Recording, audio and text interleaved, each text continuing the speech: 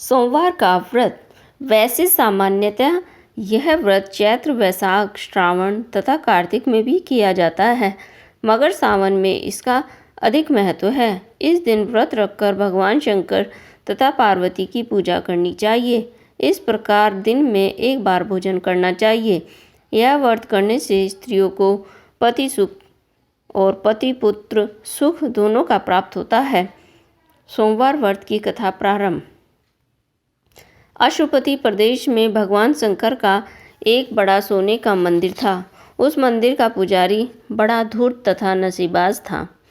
जो लोग मंदिर में भगवान के दर्शन के लिए आते थे, उनको पहले नशीली चीज़ें खिला देता और फिर उनके पैसे आदि सब छीन लेता, और इसी तरह वह प्रतिदिन पापों की ओर बढ़ता जाता था। एक दिन रात के समय भगवान शंकर और पार्वती घूमने निकले।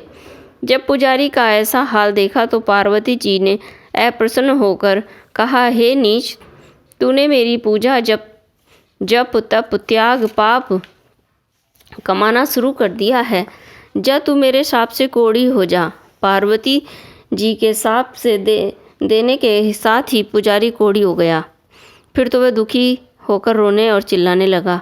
भगवत कृपा से देवांगनाएं भी पुजारी की यह दशा देखकर बुरा हाल देखकर विलाप करने लगी। इस प्रकार पुजारी ने रो रो कर अपना सारा हाल उन्हें सुनाया। इस प्रकार देवांगनाओं ने दया करके कहा, हम तुम्हें एक उपाय बताती हैं, तुम ध्यानपूर्वक सुनो। 16 सोमवार का व्रत रखने से तुम्हारा यह कोढ़ ठीक हो जाएगा और मुक्ति पा जाओगे। किसी एक सोमवार से व्रत आरंभ करो। पहले स्नान करके वस्त्र धारण करो, अपनी सामर्थ्य के अनुसार दान पुण्य करो, फिर आधा सेर गेहूं का आटा घी में भूनकर चूरमा बनाओ। फिर भगवान शंकर की मिट्टी की मूर्ति बनाओ। जब मूर्ति बन जाए तब शुद्ध जल से स्नान करा के दूध, दही, चावल, रोली, फल प्रसाद और जनेऊ पहनाओ। फिर दंडवत करो और परिक्रमा करो। जब इतना काम कर लोगे तो पीछे एक भाग चूरमा भगवान शंकर के चरणों में अर्पित करके कि हे प्रभु, आप सब की बार मेरा उद्धार कर दीजिए। अब मैं कान पकड़कर सौगंध खाकर प्रतिज्ञा करता हूँ कि आइंदा कभी पाप नहीं करूँगा। और फिर ओम नमः शिवाय मंत्र की एक माला का जाप करो। शिव की प्रतिमा जल में विसर्जन करें। प्रतिमा विसर्जन के बाद स्नान करें और बाकी बचे हुए चूरमा को 2 भागों में एक भाग सांड को खिलाएं तथा एक भाग एकांत में बैठकर खुद खा लें। इसी प्रकार जब 16वें सोमवार का व्रत कर चुके तो 17वें सोमवार को पहले से 10 गुना चूरमा बनाएं। देव पूजा करने के पश्चात ब्राह्मण और गरीब तथा छोटे छोटे बच्चों को भोजन कराएं। इसके पश्चात ब्राह्मण और छोटे छोटे बच्चों को बांटकर खुद भी खाएं। हे पुजारी, ऐसा करने से सब पुरुषों व स्त्रियों का शारीरिक कष्ट दूर होता है और सुख, शांति, धन तथा संतान की वृद्धि होती है। सब इच्छाओं की पूर्ति होती है, मुक्ति मिलती है। पर एक बात याद रखने की है, तुम सावधान होकर सुनो और गांठ बांध लो। जो कोई व्रतधारी इन 17 सोमवारों के बीच में किसी से झगड़े, झूठ बोले, पाप दृष्टि रखे, झूठे मुँह सो जाए, किसी को दुख दे, दोष ग्रहण करे, तो वह सुख के बजाय दुख पाए और व्रत का फल अकारथ जाए। देवांगनाएं ऐसा उपदेश देकर अंतर्ध्यान हो गई और पुजारी ने शांति के साथ पवित्र विचारों के साथ 16 सोमवारों को विधिपूर्वक व्रत रखा। इस व्रत के प्रभाव से पुजारी का कोढ़ दूर हो गया, सोने के समान सुंदर शरीर हो गया और हर तरह का सुख प्राप्त हो गया। एक दिन वह अत्यंत निर्धन व दुखी ब्राह्मण पुजारी के पास जाकर कहने लगा, महाराज, बेहद दुखी हूँ, आपकी सेवा में आया हूँ, आप मेरी सहायता कीजिए। जब उस ब्राह्मण ने अपना बाकी हाल सुनाया तो पुजारी को उस पर अत्यंत क्रोध आया, तो उसको बहुत लताड़ा, खूब खरी खोटी सुनाई। जब तरस आया तो उसने कहा, हे भाई, पहले मैं भी तेरी तरह ही अत्यंत दुखी था, रात दिन नशे में धुत रहता था, पाप कर्म में लगा रहता था, लेकिन 16 सोमवारों का व्रत करने से मेरी ये दशा बदल गई और विचार भी बदल गए हैं। अतः तुम्हें जिस प्रकार समझाता हूँ उसी प्रकार विधि पूर्वक व्रत करना, भगवान तुम्हारा सब दुख दूर कर देंगे। ब्राह्मण पुजारी का आदेश पाकर उसने अपने घर लौट आया और वहां जाकर विधि पूर्वक सोमवार के 16 व्रत पूरे किए। इसके पश्चात वह एक दिन किसी काम से नगर को आया था, तो वहाँ रूपवती तथा साक्षात लक्ष्मी स्वरूप राजकुमारी का स्वयंवर रचा हुआ था। राजा ने घोषणा कर रखी थी कि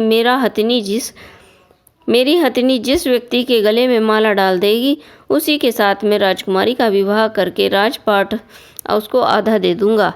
ब्राह्मण भी तमाशा देखने के विचार से राजमहल में जा पहुंचा। अब भगवान की लीला देखिए। राजा की हथिनी ने सूंड में माला लेकर उस ब्राह्मण के गले में डाल दी और उसको प्रणाम किया।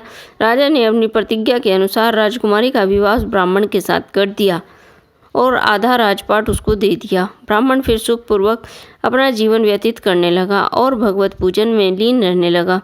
एक दिन राजकुमारी ने अपने पति से पूछा, प्राणनाथ, आपने कौन सा ऐसा पुण्य किया था जिससे आपको राजपाट और इतना सुख प्राप्त हुआ है? तब ब्राह्मण ने अपना सारा हाल कह सुनाया। फिर तो राजकुमारी ने भी 16 सोमवार का व्रत कर रखा और 2.5 मन चूरमे का प्रसाद गरीबों में बांटा। इस 16 व्रतों का प्रभाव यह है कि भगवान ने एक अति रूपवान, अति बलवान, भाग्यवान, अच्छे गुणों से युक्त पुत्र प्रदान किया।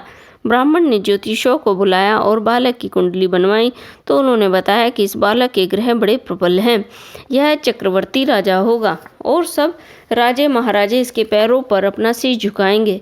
यह बात सुनकर ब्राह्मण और राजकुमारी अत्यंत प्रसन्न हुए। राजकुमार बड़ा हुआ तो माता ने उन्हें भी 16 सोमवार का व्रत रखवाया। राजकुमार ने व्रत के बाद प्रतिज्ञा की कि प्रभु, मेरे राज्य में प्रजा सुखपूर्वक रहे, यही मेरी कामना है। कुछ समय के पश्चात विदर्भ देश के राजा ने बेटी दहेज में अपना सारा राजपाट दे दिया और इस तरह वह ब्राह्मण कुमार सारे भारतवर्ष का राजा बन गया। बाकी सब राजा उसके अधीन हो गए। बड़े बड़े विद्वान ब्राह्मण उस राजकुमार के राज्य में 24 घंटे कथा कीर्तन करते थे। अमीर गरीब सभी सुखी थे, किसी को किसी प्रकार का भी कष्ट न था। बहुत काल पीछे राजकुमार के माता पिता वृद्धावस्था को प्राप्त हुए और राजकुमार को राज्य सौंपकर खुद भगवत भजन करने के लिए वन में चले गए। तब राजकुमार उनके जाने के बाद बहुत दुखी हुआ और दिन रात शिव जी की पूजा में लीन रहने लगा।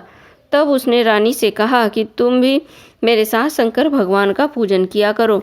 इस पर रानी बेहद नाराज होकर राजकुमार से कहा कि आपको किस बात की कमी है जो फिजूल बातों में अपना समय नष्ट कर रहे हो। आप दूर देशों को विजय करें, जंगल जाकर शिकार खेलें। यह पूजा पाठ भक्ति तो साधु संतों का काम है, मुझे तो यह बिल्कुल भी पसंद नहीं आया। इन सब को बंद कर दो। राजकुमार ने अपनी पत्नी की बात अनसुनी कर दी और चुपचाप भगवान शंकर के पूजन के लिए चला गया। रात को स्वप्न में भगवान ने उसको दुख देकर कहा, बेटा, तुम अपनी पत्नी को तुरंत घर से निकाल दो, नहीं तो दुख पाओगे। प्रातःकाल राजा ने अपने मंत्रिमंडल को बुलाकर उनको सारा वृत्तांत कह सुनाया। सारी बात सुनकर मंत्री कहने लगे, महाराज, रानी को शीघ्र से अतिशीघ्र वनवास दे दीजिए। सर्वसम्मति से राजकुमार ने रानी को वन में भिजवा दिया।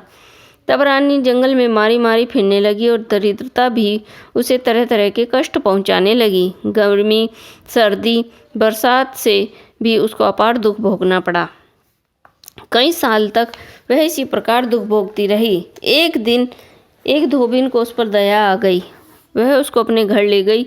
धोबिन ने दोनों को मार मार कर घर